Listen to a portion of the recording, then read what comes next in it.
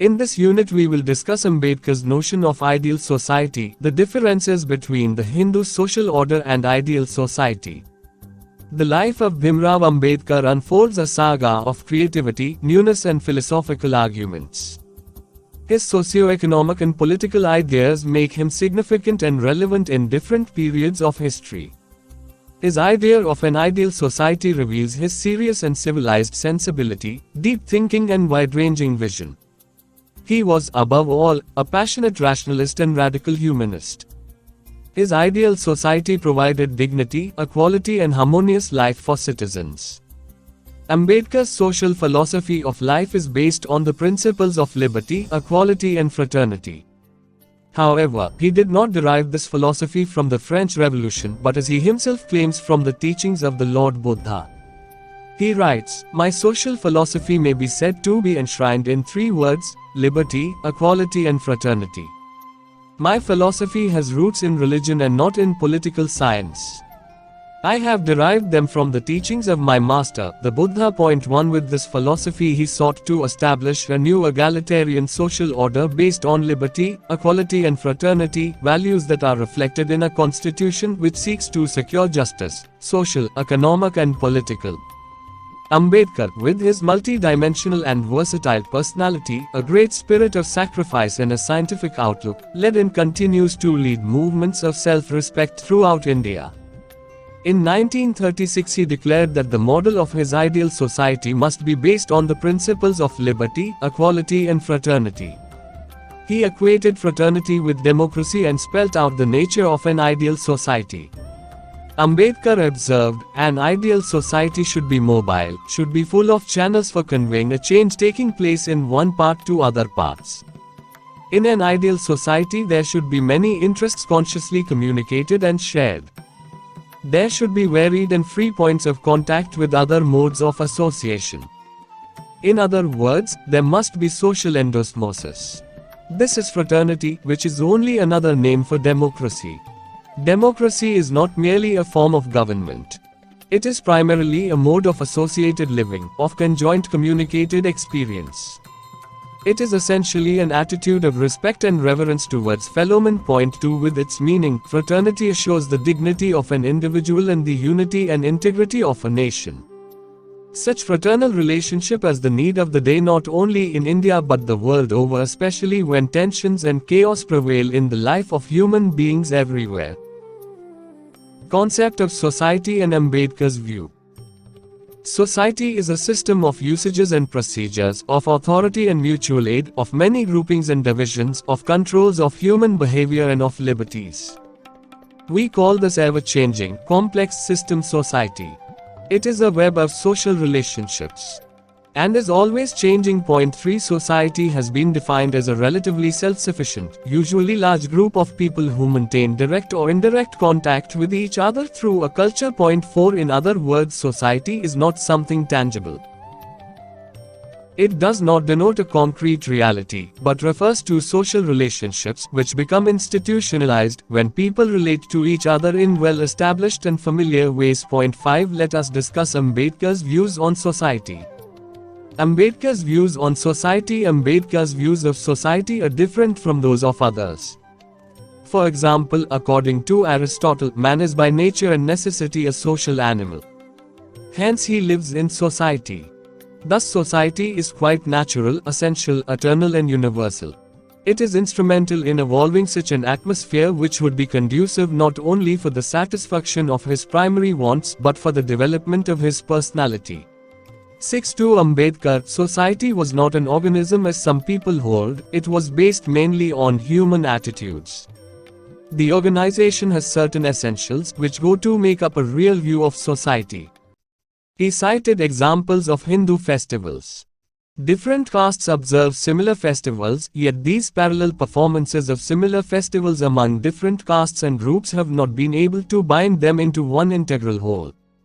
For constituting society, what is necessary for man is to share and participate in a common activity so that the same emotions are aroused in him that animate the others.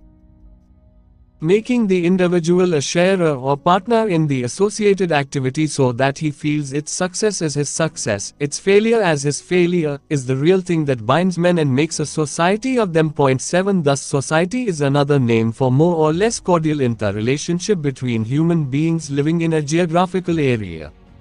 Ambedkar, as a humanist, did not believe in the superiority of either the social order or the individual. Society exists in the individual and the individual cannot live without society. He believed in an integrated view of man and society. Man apart from man is impossible. In other words, the individual is not superior to society as capitalism holds, nor society is superior to the individual, as communism believes, but society and the individual, to Ambedkar, are interdependent. Hindu social order. Ambedkar's vision exposed the unjust and exploitative character of the Hindu religion and social order. He viewed untouchability as an institution of socio-religious oppression for denial of human rights by the dominant elements. He found the roots of the problem in the structure of the Hindu society, which is a byproduct of the Hindu four-varna system. He believed that the untouchable is a byproduct of both the Varna and the caste system, hence there will be untouchables as long as the caste structure exists. Towards the end of his life, Ambedkar had come to believe that nothing can emancipate the outcast except the destruction of the system. For many years, he tried to improve the lots of the untouchables through struggles. He argued that the salvation of the depressed classes will come only when the caste Hindu is made to think and is forced to feel in that he must alter his ways. Further, he stated that, "I want a revolution in the mentality of the caste Hindus." 88 He listed the following three basic principles on which the existing social order stands. The principle of graded inequality, which is a fundamental principle of this order, which divides the society not only horizontally into thousands of castes or sub-castes or communities but also vertically, which is verse. Point 9 Fixity of occupations. Point 10 The fixity of people within their respective classes. This means that every person's caste status or class status is decided by birth, not by his or her ability. In the latter part of his life, Ambedkar studied Buddhism and concluded that the basic character of a religion should be humanism. Essentially, his concept of humanism was about a social order of justice. Justice gives a comprehensive framework to modern society. Ambedkar's notion of ideal society. Most of the writings of Ambedkar were to establish an ideal society, 11 or a caste-less society, 12 or a society grounded on the principles of justice. The connotation of all these three types of society is almost same. The society must be based on the three principles of liberty, equality and fraternity. Further, to understand Ambedkar's vision of a just society, it is pertinent to understand the meaning of these three principles. However, let us understand the context in which a need for a just society or ideal society arose in Ambedkar's mind. Acknowledging the fact that nowhere is human society one single whole. It is always plural. 13 He observed the following about an ideal society. The questions to be asked in determining what an ideal society are: how ideal society numerous and varied are the interests which are consciously shared by the groups? How full and free is the interplay with other forms of associations? Are the forces that separate groups and classes more numerous than the forces that unite? What social significance is attached to this group life? 14 Thus, he contemplates a society which is plural in character, but not static, rigid, traditional and orthodox in behavior. It would give fair and equal chance to each and everybody for their progress and bind all the people into one common cultural bond. Ethically, he stated, all people are heterogeneous. It is the unity of culture that is the basis of homogeneity. 15 The unity of culture obviously could be developed only when the society is based on liberty, equality and fraternity. Essential principles of an ideal society. Ambedkar, in his work, Annihilation of Caste, describes his ideal society. He shows how very relevant are in the context of the Indian society, which is divided into castes and religious communities. Each caste group tends to create its own distinctive type of like-mindedness which depends upon the extent of communication and participation.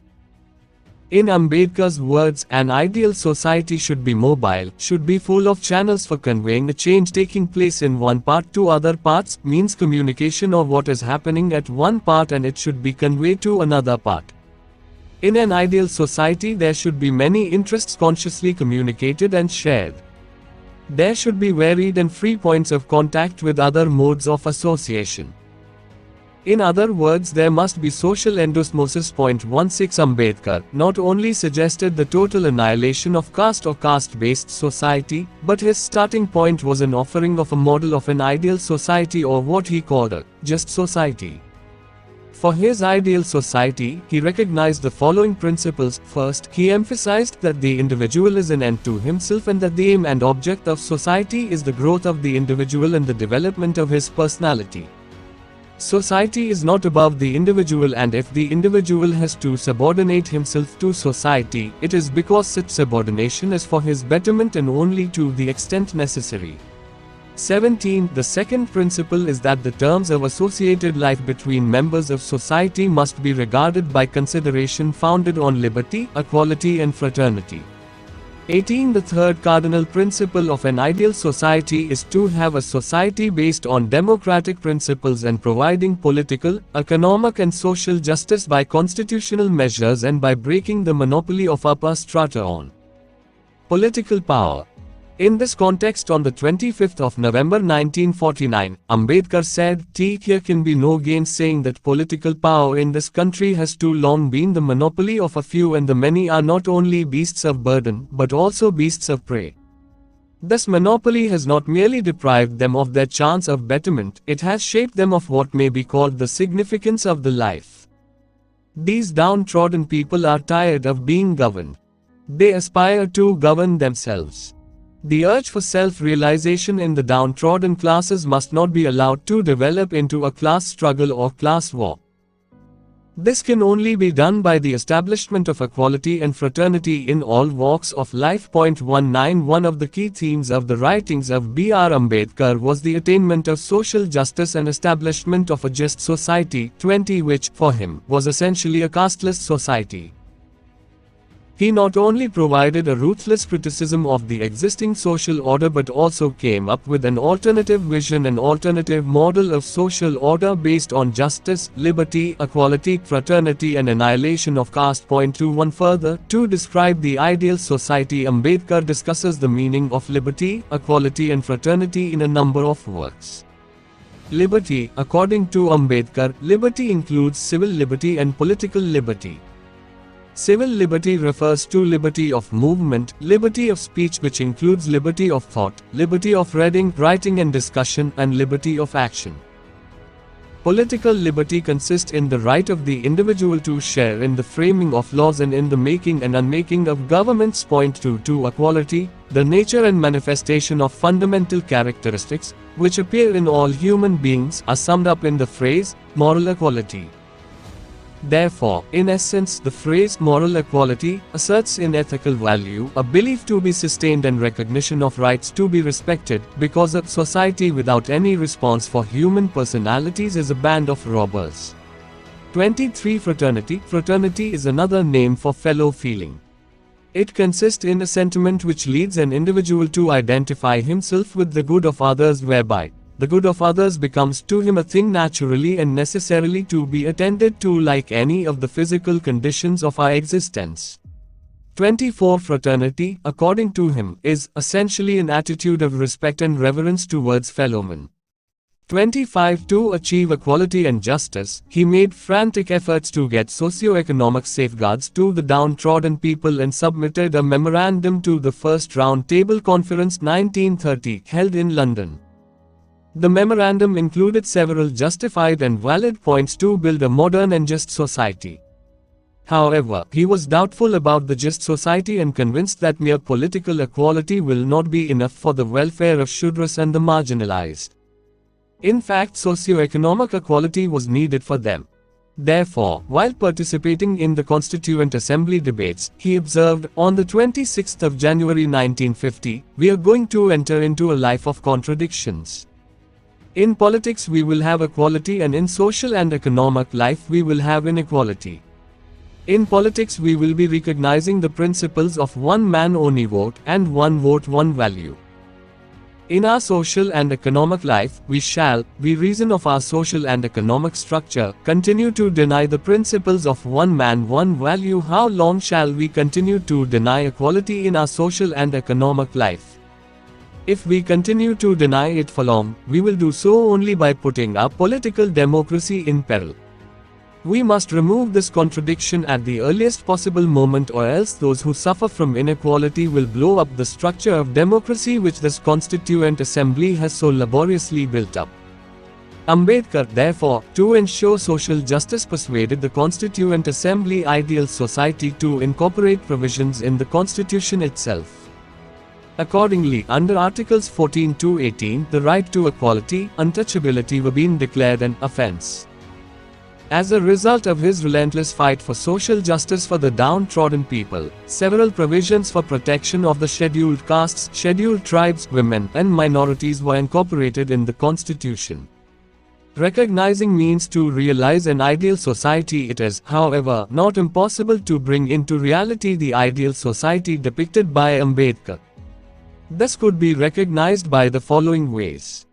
First, it is necessary to do away with the caste-ridden social order. Ambedkar says that reason and morality are the two most powerful weapons in armory of a reformer. 2626 They should be put to use. It is necessary to destroy the belief in the sanctity of the Shastras, and to make every man and woman free from the thraldom of the Shastras. 27 Then they would be willingly ready to interdine and intermarry. Second, Ambedkar suggested accepting the scheme of state socialism, in which agricultural land and key industries would be nationalized. Neither there would be forced labor nor dependency. State socialism ensures one man, one value, as such every individual would lead his life with dignity. Third, he advocated that the political structure should be such that everyone would be able to get an equal share in power. All the people would enjoy their fundamental rights and fulfill their obligations. Untouchability would be abolished, and its practice would be an offense punishable by law. Fourth, restructuring of the society, socially, economically, and politically, could be done not by bloody revolution but by constitutional means. He contemplated solving all the problems within in the framework of the Constitution. In totality, Ambedkar visualized an integrated society in which there is love for all and malice towards none. He prefers Buddhism as an example of ideal society which constitutes the required principles for man to live a good and happy life. Buddhism, an example of ideal society. Ambedkar thought that Buddhism met the criterion of a religion which has a social vision, scientific outlook, provided solutions to the problems of the deprived millions, upheld equality and individual freedom, and emphasized love and compassion. He was interested not only in a casteless religion but in an ideal, scientific religion and society. He found it in Buddhism. In his article, Buddha and the Future of His Religion, he conceives of religion as a force which governs society through morality. There he states three requirements which a religion should fulfill. It must be in accord with science, it must recognize the fundamental tenets of liberty, equality and fraternity, and it must not sanctify and ennoble poverty. Let us sum up. The preceding discussion has explained Ambedkar's notion of justice, just society and ideal society, which is based on the principles of equality, liberty and fraternity. It was suggested that Ambedkar's notion of ideal society was embedded in Buddhism. The foregoing discussion makes it clear that Ambedkar thought Buddhism to be perfectly consistent with modern liberal democratic philosophy. According to Ambedkar, democracy was not a form of government, it was essentially a form of society. It may not be necessary for a democratic society to be marked by unity, by community of purpose, by loyalty to public ends and by mutuality of sympathy. But it does unmistakably involve two things.